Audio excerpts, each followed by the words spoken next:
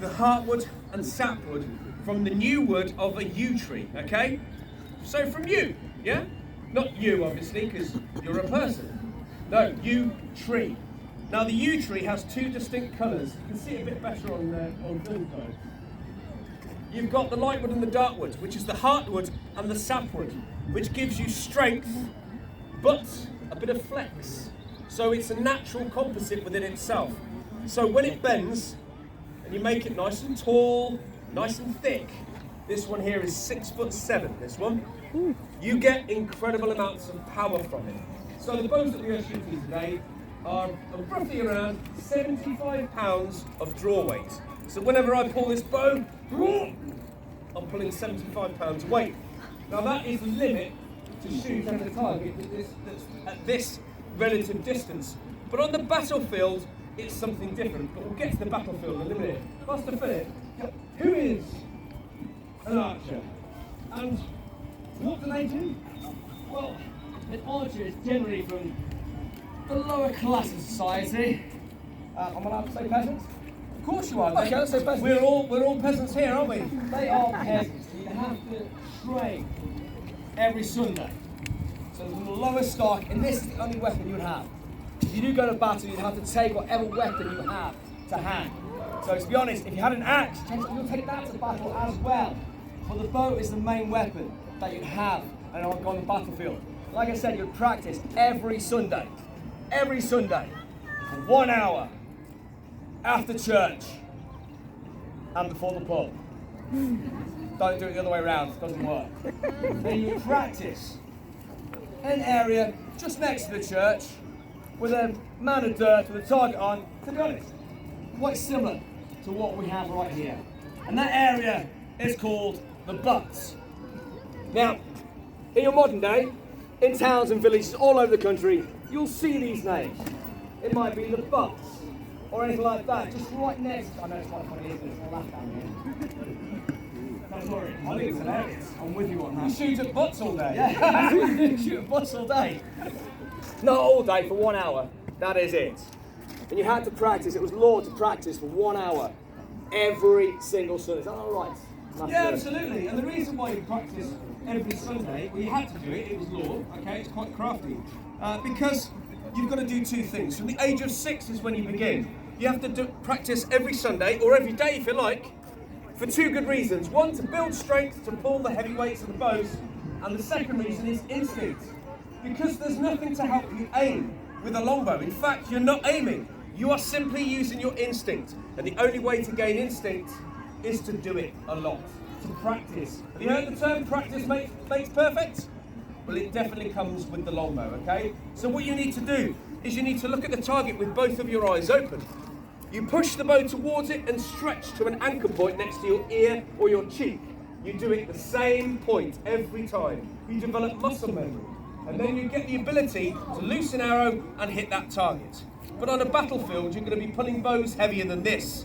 For on a battlefield, we need to be reaching up to distances of around 400 yards. That's about a quarter of a mile from here to the pageant field. So you'll be pulling in the region of 120 pounds of draw weight. That's over 55 kilograms that you'll be loosing your arrows. That's more than I weigh. Speed is also of the essence. So the rotation of your shoulder will also go into the practice and your strength and your ability. How many arrows per minute are we supposed to be launching?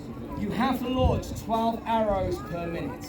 12 arrows. So that roughly means, as your first arrow is struck the ground or a man, your second arrow is in flight, your third arrow is being drawn back, ready to let loose.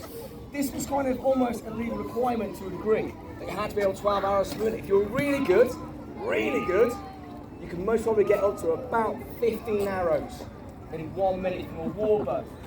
Which, like Master Louis says, got a draw weight of 100 to 120 pounds on the string. So this is on average, okay? We don't know the exact number, so we often say between 10 and 15 arrows a minute. And we'll be testing that theory later on in the speed shoot part of the competition. But when it comes to battle, during the Wars of the Roses, it's a civil war between English and the English, of course. The Wars of the Roses, the Yorks versus the Lancastrians. That means that both sides have this dramatic incredible weapon. You'll have banks of archers. You want to have majority of your force being archers, roughly around at least 3,000. You form up in herks, triangular formations on either flank of the battlefield, and you reach those distances. Now, the killing range and the power is incredibly versatile. We get the guys at the back, and if the few that get through whittle towards us, we can shoot them as well. There's a whole different array of arrows that we can loose, but the ultimate is on here. This one, right here, is known as the... Oh, it's not what I see. Hang on, 2 seconds. Actually, why don't you show a couple of interesting ones from the back there? Well, just pull one out at random, I'm sure there's one there. Oh, there is. Okay, here we go. Oh, does that look nasty? Look at that. So that one is known as the broadhead. Yeah. Okay?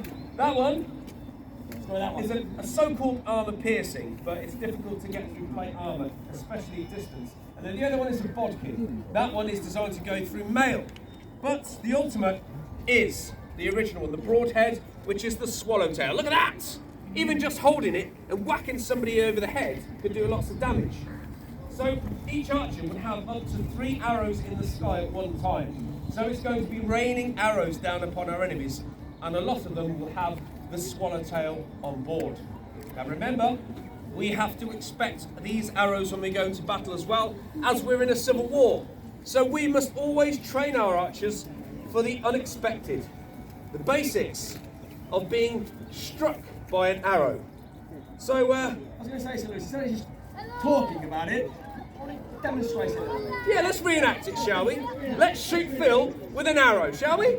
I've wanted to do this for such a long time. I'll put myself in for it, yeah. And we've got the rest of half term, haven't we? All right. Okay, I'll tell you what, we all dramatically shoot Phil with an arrow and demonstrate what it's like to shoot, to remove an arrow. Okay, so Philip is there with his bow on the battlefield, he's loosing, and unexpectedly an arrow is launching from the sky, dropping down as it peaks, picks up speed as it falls. Here it comes!